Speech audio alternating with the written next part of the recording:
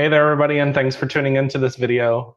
Wanted to spend some time talking about just a few things that are been on my mind, and I posted a post on Facebook earlier on social media about how loving ourselves is not selfish, it is not conceited, it is actually very much in alignment with all the spiritual principles and the things that we were taught in a sense. However, we've been taught from a codependent perspective. So we've been taught that to love ourselves is conceited. We've been taught that to love ourselves is not a good thing, that could be considered to be arrogant and stuff like that. So, but what I would do is I would challenge all of you to say this: loving yourself is not conceited. As a matter of fact, you can love yourself and still be humble. You can love yourself and still approach things with a little bit of humility. But humility and humble does not mean small, and it does not mean insignificant, and it does not mean playing small. As a matter of fact, we are very amazing beings. And you actually have a responsibility as an amazing being to get out there and fulfill your actual soul's purpose. And so, one of the things I've learned in my lifetime and my own practice is that we got everything upside down. We got everything upside down. We've been taught that we have to find love in order to find happiness, that we have to have the perfect job in order to find fulfillment, that we have to do this in order to have joy in our lives. We don't have to do anything. All we have to do is practice being joy, practice loving ourselves, and practice whatever comes to us is about our soul purpose. Then that is what's going to give us fulfillment. So we don't have to have all the answers. We don't have to be completely with all the steps either. It's a process and a practice, and we're looking for it to be instantaneously happening. Doesn't happen that way. We have to work at this. I've been now working at this since I was in my 20s. I'm almost 50 years old now, and I'm still working on it every day. Do I make mistakes? Absolutely. Do I fall into codependent behavior? Absolutely.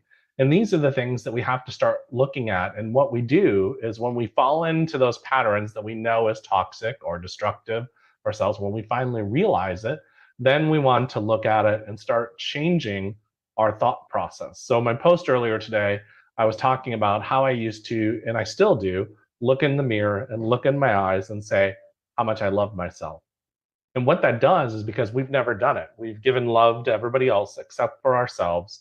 And we've literally caused the internal part of ourselves, the inner child or that authentic self or the soul, whatever you want to refer to it as, we've neglected it. And so, as a result of that, we experience a lot of feelings of anxiety and distrust because guess who we really distrust? We just trust ourselves. And so, one of the things that I'm going to be doing here coming up in about a month, starting on, I believe, May 19th, I'm going to be having a retreat out of my house here in Newport Richey, Florida. One of the things we're going to be doing is teaching you how to actually legitimately ground your energy. And this is a practice that takes a while. And we're not talking about getting out on the grass, and that you can ground yourself that way too. I'm talking about spiritually, actually, energetically grounding your energy. And that is a process of learning as well. The other thing we're going to be talking about is how to actually start paying attention to your inner world and having discernment about where you need to be and what you need to do and when you need to say it and when you need to do it. So, in other words, we're always looking for the soul purpose. The soul purpose happens in the now of the moment. So, in the now of the moment, I was inspired to do this video. So, as a result of that, I honored that and sat down and did this video. I've had this itch for a couple days to record something, to put something out there, and it comes when inspiration comes. And that's your soul purpose. Follow that inspiration, that part of you that says, oh, wait, I really do this. These thoughts, I need to get it off my chest. I need to get out there. I need to go and do this type of work. And so now it may not be the ideal one. I started off as a corporate trainer 25 years ago. I literally went through all that, became more confident in myself. And as a result, I started doing other things. Because what happens is the journey starts at one step, and the journey will take you step by step until you find that soul purpose. Do we have all the answers right away? No.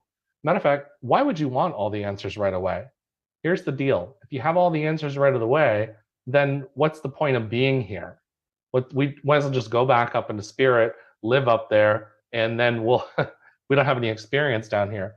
So it really kind of defeats the purpose of being here on this planet. So what I would say, live in the now in the moment, make decisions. Now, are you going to make mistakes in those decisions? Absolutely. You're going to learn from them. You're going to grow from them.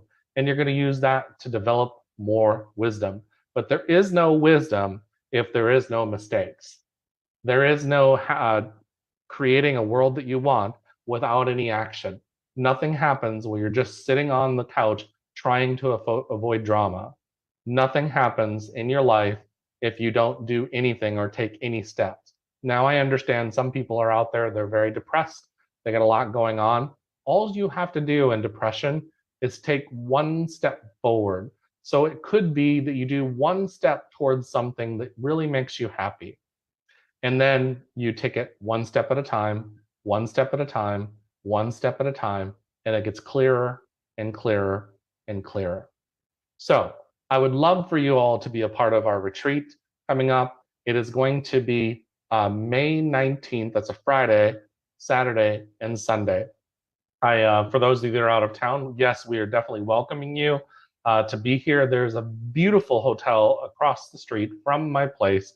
It is called the Hacienda Hotel. It was built in 1927. And the best part about it is people like Joe Kennedy, Gloria Swanson, many other famous people stayed there. In this little area that I live in, a lot of famous people stayed here. That's going to be a part of the journey, and it's going to be a lot of fun. I love you all. By the way, this little cute, one of these days I'm going to get this right. This little QR code, that's my logo. This little QR code right here is you scan that, that'll get you to all my socials and everything else. Would love to connect with you. That's how you can connect with me about coming to the retreat. I got a lot more coming up and a lot very excited about. Much love and peace, everybody.